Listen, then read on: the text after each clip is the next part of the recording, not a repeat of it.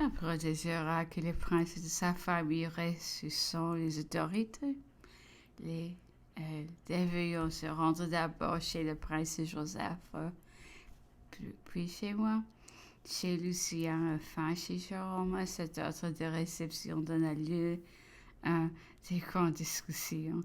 Le prince Lucien, comme l'aîné de mon mari, pensait avoir le droit de passer avant moi.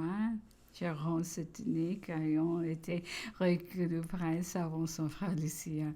Il ne devait lui céder le pas que si l'âge se décidait le rendre. Après une cause tenue à cet objet, il fut résolu que les sénatrices consultés qui avaient établi le trône impérial dans la famille de l'empereur établit le trône impérial dans la famille de l'empereur et qui n'avait reconnu que de ses frères Joseph et lui comme membre de sa dynastie ayant seul été sanctionné par le vote du peuple en 1804 ne pouvait suivre aucun changement. Plus tard, il est vrai, l'empereur s'étant recommandé avec ses frères Jérôme d'abord et Lucien ensuite, leur avait donné le titre et le rang de prince français.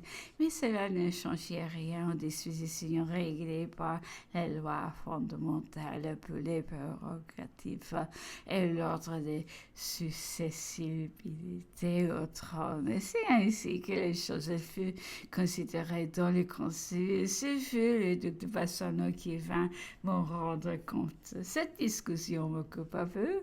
De trop grand intérêt agitant alors la France. Madame Bertrand, femme du grand maréchal, venait d'arriver de l'île d'Elbe à Paris. Aussitôt après le départ de l'empereur et de son mari pour la France. Elle ne voulut pas rester éloignée de son mari et sa crainte se abandonnant à toute la vivacité de ses impressions, elle s'était embarquée avec ses enfants sur un très petit bâtiment. Elles avaient fait voile puis marcher avant de connaître même le résultat de l'entreprise de l'empereur. Les préfets du roi s'y trouvaient encore lorsque le duc d'Angoulême occupait le midi et Madame Bertrand fut par lui dignement reçue sans égard ou sans sexe. On la conduisit en prison au milieu des balconnettes. Quelques hauts fonctionnaires.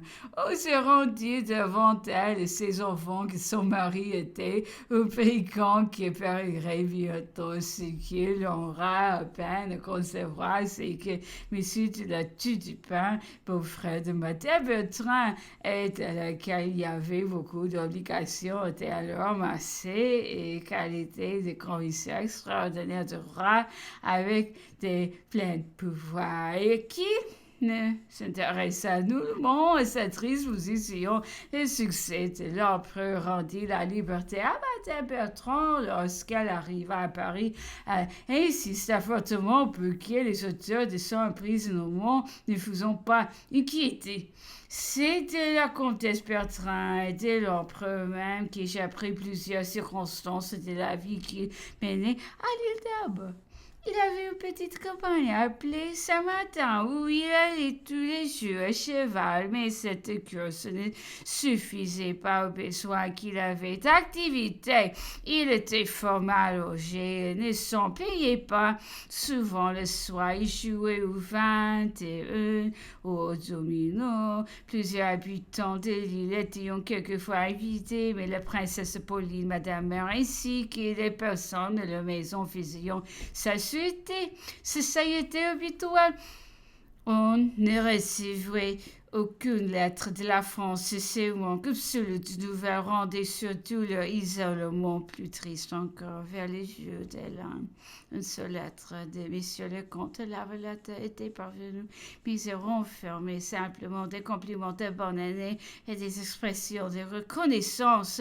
Du reste, il n'y était question de rien qui pût donner le moindre indice de ce qui s'est passé en France. Beaucoup d'Anglais, attirés par la curiosité, faisaient suivre le voyage de l'île d'Elbe. Ils étaient reçus avec bienveillance et l'empereur semblait prendre plaisir à causer avec eux, chacun questionnait avec intérêt ces étrangers sur la France, puisqu'ils étaient les seuls qui puissent donner quelques renseignements vrais.